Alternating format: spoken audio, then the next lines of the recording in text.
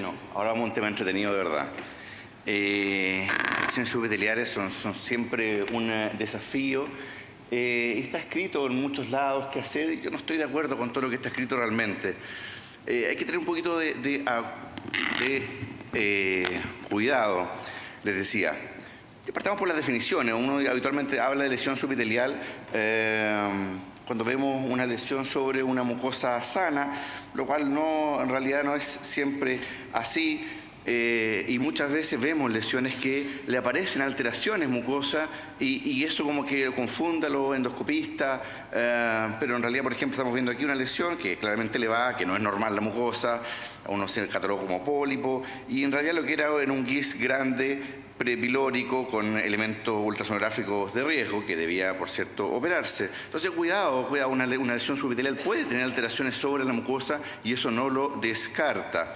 Entonces, en general, cuando uno conversa coloquialmente con los médicos, dice, bueno, yo los controlo con endoscopía, a ver si crecen, está bien, puede ser. Y otro dice, no, pero tiene su problema, porque en realidad la gente no se controla. Entonces, cuando uno ve los estudios, ¿quién se controló? En realidad 60, 50% de los pacientes se controlan y el resto queda botado. Tal vez bueno, no lo sé. Y el otro dice, no, yo lo mando todo a endosono. Ten cuidado porque el endosono es fácil mandarlo, después qué hacer con esa información no es tan fácil. En relación al endosono, indudablemente es muy bueno. Yo le voy a mostrar que el pilar establece qué hacer con el paciente, pero en realidad no nos establece el diagnóstico muchas veces. Por supuesto que nos va a decir si la lesión efectivamente es subepitelial o una lesión extramural, que parece raro, pero les voy a mostrar, no es tan raro. Nos va a caracterizar, pero no necesariamente nos va a dar un diagnóstico de certeza, ¿de acuerdo? Dice, bueno, tómale biopsia. Depende, tomar biopsia de cosas pequeñas no es fácil, rendimientos malos y a veces uno logra tener una muestra, pero no le alcanza por una inmunohistoquímica, es decir, inmunohistoquímica en lesiones pequeñas tiene menos 60%, entonces quedamos con algunas dudas igual cuando necesitamos saber si efectivamente es un GIST o su grado de agresividad. Entonces, es importante la ensofografía, indudablemente les voy a mostrar, pero no lo hace todo. Uno agarra cualquier libro y dice esto, tiene menos de 1 centímetro, más de 1 centímetro, haga cosa, ¿cierto? Uno tiene más o menos eso como que le enseña, pero eso hay que tener cuidado. Yo le pondría apellido a esto y un apellido le diría, bueno, depende no solo del tamaño, sino que dónde está. Si yo le estoy mostrando dos fotografías, la de abajo, no se puede. Aquí tengo una lesión en la curotra menor y una lesión en el duodeno. Las dos miden menos de 1 centímetro, las controlamos. Pero si yo la duodeno la dejo y la sigo, después me voy a dar cuenta que en realidad lo que era, aquí la sacamos, le hicieron una mucosectomía por CAP y en realidad lo que tenía era un carcinoide duodenal. Entonces, tal vez no era buena idea dejar que este carcinoide duodenal midiera 2 centímetros porque el pronóstico cambia absolutamente. Entonces, no es lo mismo que uno tenga una lesión subepitelial en el esófago y en el estómago que en el intestino o en el recto. Pese a que el libro dice que en general menos de 1 centímetro no pasa nada, efectivamente no pasa nada con menos de 1 centímetro, un carcinoide en general no metastiza, pero va a crecer y cuando crezca sí lo va a hacer. Entonces hay que tener cuidado, no todos son de bajo grado. Entonces yo le diría, la ubicación indudablemente es importante. Doctor, aquí me enseñaron la biopsia sobre biopsia, ¿es una alternativa? Sí, yo le diría, es una alternativa, la recomiendo, yo diría no, aquí una foto, no se ve tan bien en la proyección, pero lo que en la endosono son varices fondogástricos.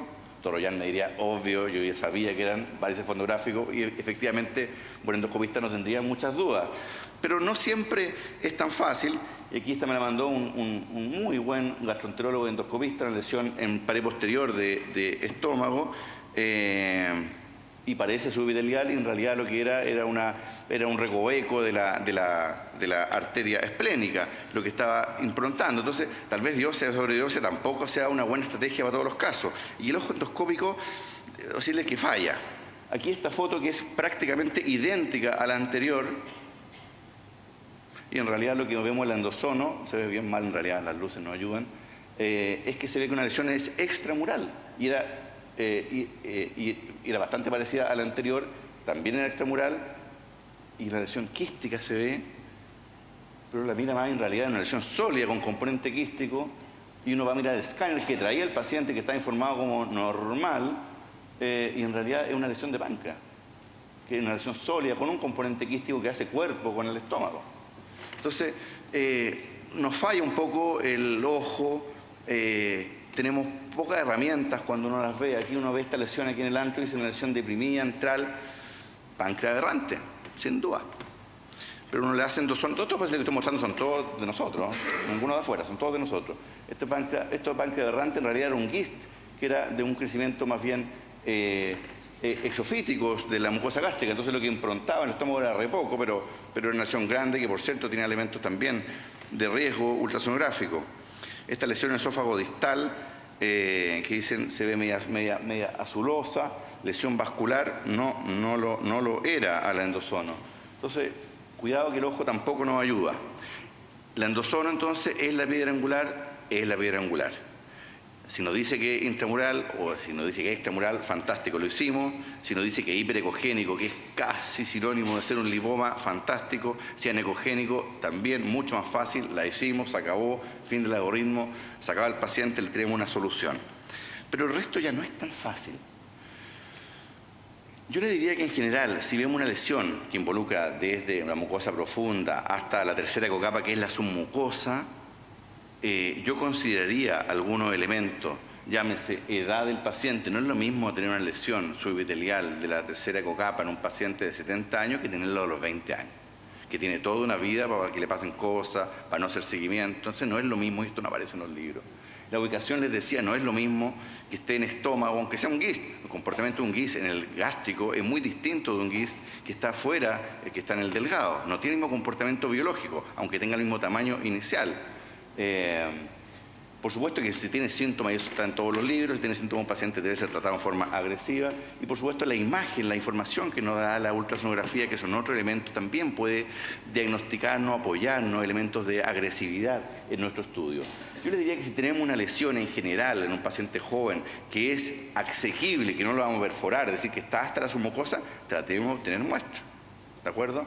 Puede ser con biosobredosis, puede ser que el endosono nos tome una muestra, puede ser mucosectomía, indudablemente, ya le mostré una. Esto es una lesión de recto, 1 centímetro.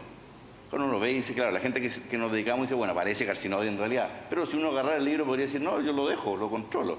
Aquí le hicimos una mucosectomía con CAP y es sencillo. Cuando es una lesión pequeñita, se acabó el problema, los riesgos son muy bajos, tenemos ya el diagnóstico de lo que era, no solo la sospecha, y el paciente se curó. Lo mismo que pasó con el paciente que le mostré de duodeno. Entonces yo le diría lesiones que sean superficiales hasta la submucosa, que sean pequeñas, considerar sacarla.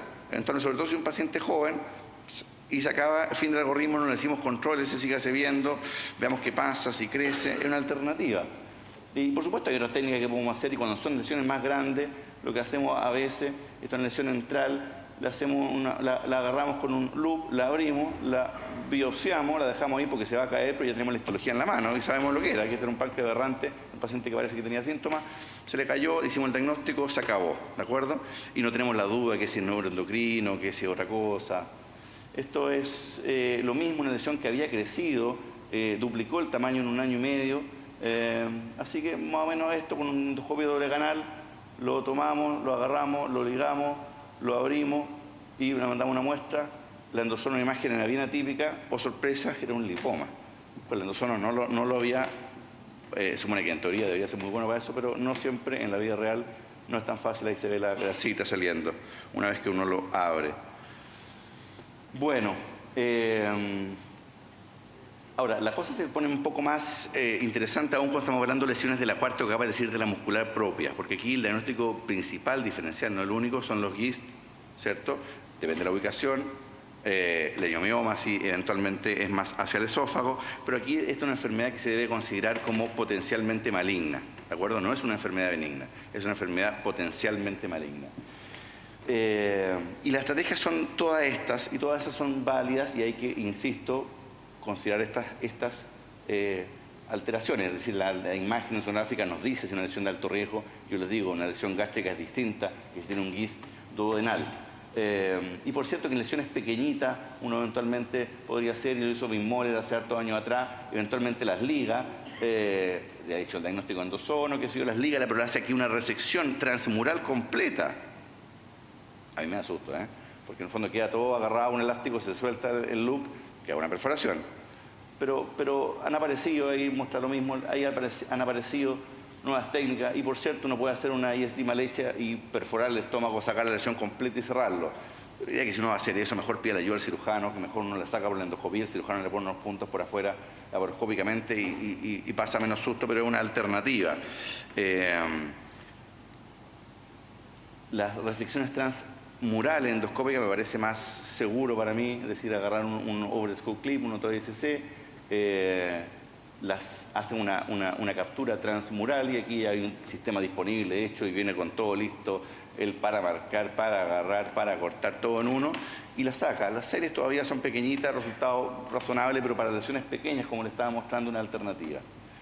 Y por cierto que como nos mostró la doctora, y derivado del POEM, la doctora Filipe nos mostró el POEM, esto básicamente es lo mismo, hacer la naturalización, ya sea en el estómago, y ya menos en el esófago muestro, pero también en el estómago, y uno puede tunelizar y resecar la lesión. Y si perforan no pasa nada, porque en realidad esa es la gracia de la tunelización, que uno cierra el defecto mucho más arriba y no queda una ruptura, una solución de continuidad entre los dos espacios. Entonces uno se mete y lo saca.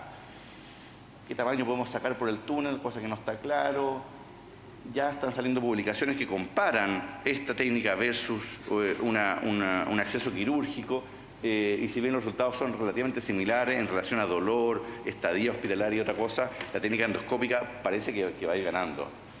Y por supuesto que podemos tomar biopsias, resección en túnel le mostré, pero lesiones grandes, lesiones que sean de riesgo, biopsias que se vean con mitosis, que se vean agresivas. No olvidemos que la cirugía, por supuesto, que es y debe ser una opción. Muchas gracias.